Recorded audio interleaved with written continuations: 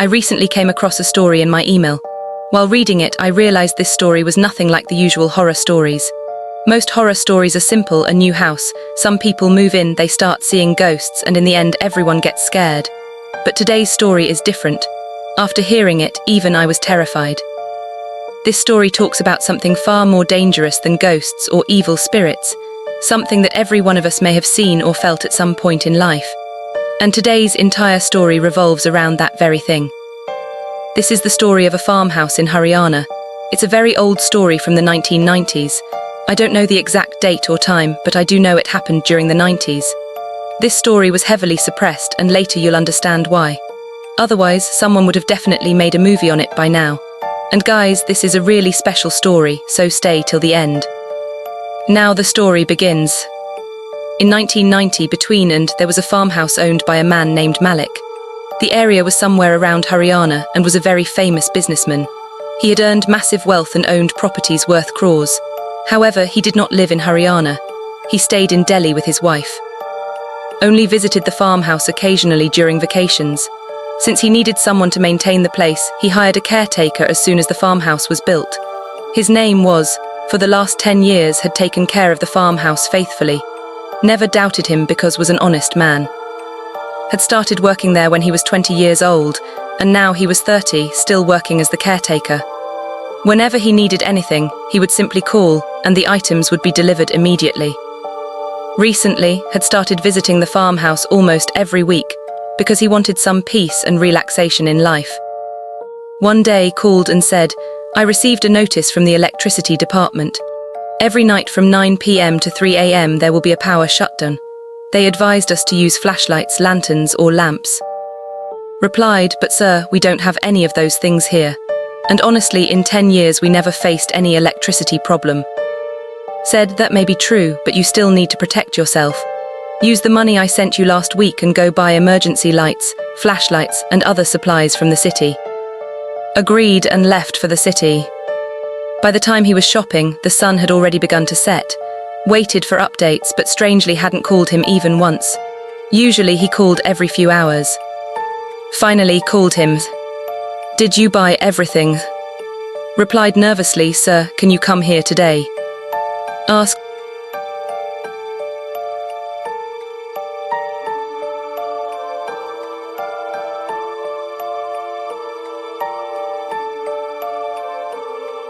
"Why, what happened? Didn't you find the items?" Said in a trembling voice, "No sir, something feels terribly wrong here. I don't know what's happening to me. I feel like death itself is standing in front of me."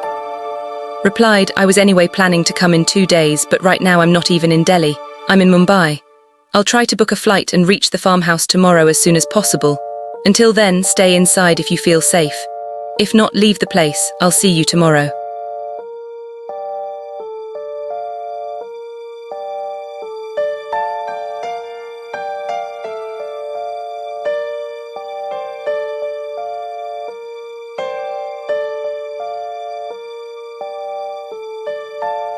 The next day, after reaching Delhi, drove straight to the farmhouse. The moment he arrived, he realized something was wrong. Earlier, music would always be playing there because loved songs. He would always welcome at the gate, but today there was complete silence. What shocked him the most was that was nowhere near the entrance. In 10 years, this had never happened. Parked the car and entered the house. He searched everywhere, inside the rooms, near the fields, but was nowhere. Then his eyes fell upon the stable. The fan inside was running. He rushed there and found only buffaloes standing silently. Everything felt unnaturally quiet. Suddenly in the corner, he noticed sitting there, shivering in fear. Placed a hand on his shoulder. The moment looked up, he asked, "Sir, aren't you scared?" Replied, "Scared of what?" Whispered, "Of the thing standing behind you." Instantly turned around, but there was nobody there. He said angrily, "Stop talking nonsense. There's nobody behind me." Replied, "Maybe you can't see it, sir, but I can. It's standing right there." Assumed was deeply traumatized.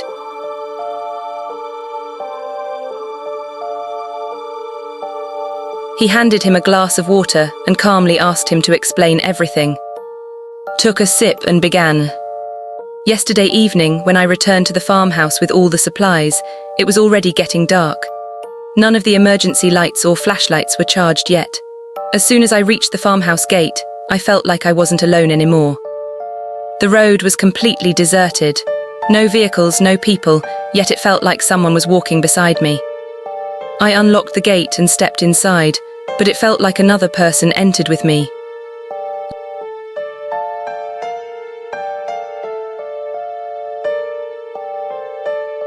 Later, after setting up the emergency lights, I started cooking dinner. While cooking, I constantly felt like someone was roaming around outside the house. After dinner, I sat at the dining table. Suddenly, I saw someone peeking at me through the window, smiling at me. I tried to look carefully, but the figure disappeared. I became terrified. I quickly finished eating and went outside to wash my hands. Even outside, I felt someone was nearby. Then I heard sounds coming from the fields, as if someone was wandering inside them. I tried turning on the field lights, but suddenly the entire farmhouse lost power. Then I remembered what you had told me about the electricity shutdown. I panicked and rushed to the emergency lights. The moment I turned one on, I saw a tall woman standing right beside me without a head. I dropped everything and ran straight to the stable with one emergency light in my hand. Since then, I've been sitting here. Hearing all this was shocked, but he still refused to believe it. He said, "You and I have spent years here. How can such things happen now? Stop imagining things and come inside." But refused. That night entered the farmhouse alone. He changed clothes, took a bath and prepared to sleep. Just as he was about to lie down, he heard the farmhouse door opening. Then came the sound of glass breaking. Was already a heart patient and got scared easily. He had suffered a heart attack once before. Gathering courage, he stepped out of the bedroom. He saw a shadowy figure running across the hall. "Who's there?" he shouted. No answer. He turned the lights on, nobody was there. He switched them off again. This time he heard laughter. Again he turned the lights on, still nobody. He convinced himself it was exhaustion. But the moment he switched the lights off again, the laughter returned along with another crashing sound. This time the lights didn't turn back on. He checked his watch. It was exactly 9 p.m. The electricity was gone. Terrified, he ran toward the stable, hoping to find there, but the stable was empty. Now he realized had been telling the truth. He rushed to his car, but when he searched his pockets, the keys were missing. Then he remembered he had left them on the bedside table. He was trapped. The car was outside, but the keys were inside the haunted house. Gathering courage, he slowly walked back in. "There's nothing here," he kept telling himself. He reached the bedroom, picked up the keys and other belongings and turned to leave. Just then, he heard sounds coming from the kitchen. Thinking it might be, he walked toward it. Nobody was there. But suddenly, he felt someone breathing heavily right behind him. He turned around. A man stood directly in front of him. The shock was too much. Collapsed unconscious. Hours later, he woke up to voices nearby. His watch showed 2:50 a.m. In front of him stood a man talking on the phone. "Madam, I could only make him unconscious. He didn't get a heart attack. If you want, I can bury him near the fields." Silently listened. 10 minutes later, at exactly 3 a.m., the electricity returned.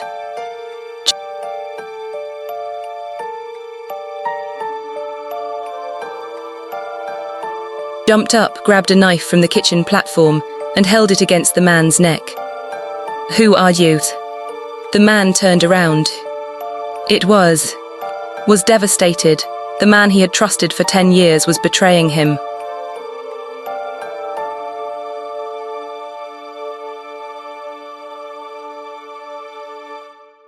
At that moment, his phone rang. The caller ID said, "Madam." Ordered him, "Answer it on speaker exactly the way you were talking before." Picked up. Immediately said, "Did you kill him? I've already spoken to the lawyers. I'll give you 5% of his property. You wanted the farmhouse, right?" Replied nervously, "No, madam, he's alive.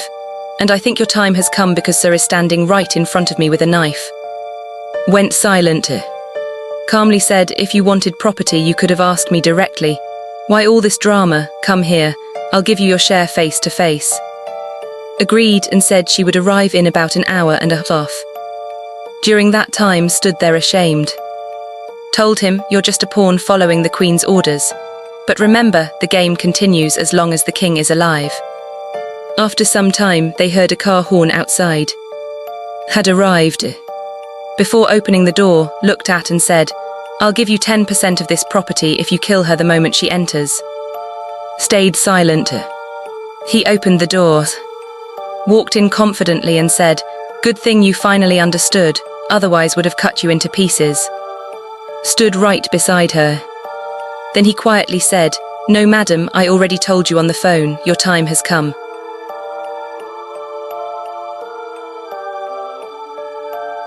He stabbed the knife straight through her chest. Collapsed onto the floor, bleeding. Looked at her body and smiled.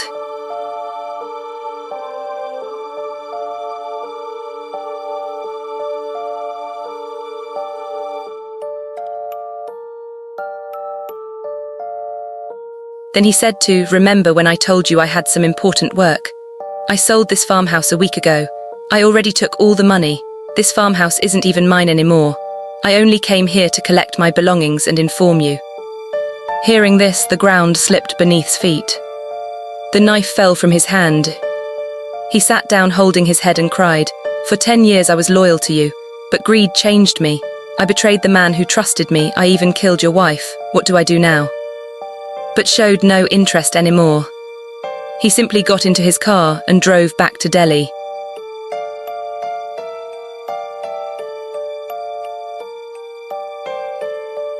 A few days later, the news spread that had murdered his wife out of revenge and later killed himself because of guilt. Also spread that and had an affair. Everyone sympathized with. Nobody knew the full truth. And himself never told anyone what really happened. But secrets never stay hidden forever. Slowly escaped the family, and eventually this story reached us. And at the end of this story, I just want to say one thing. Greed should exist only in small amounts, just like sugar. Everyone likes sugar, but only when consumed in limits. Too much of it eventually leads to destruction, and sometimes even death.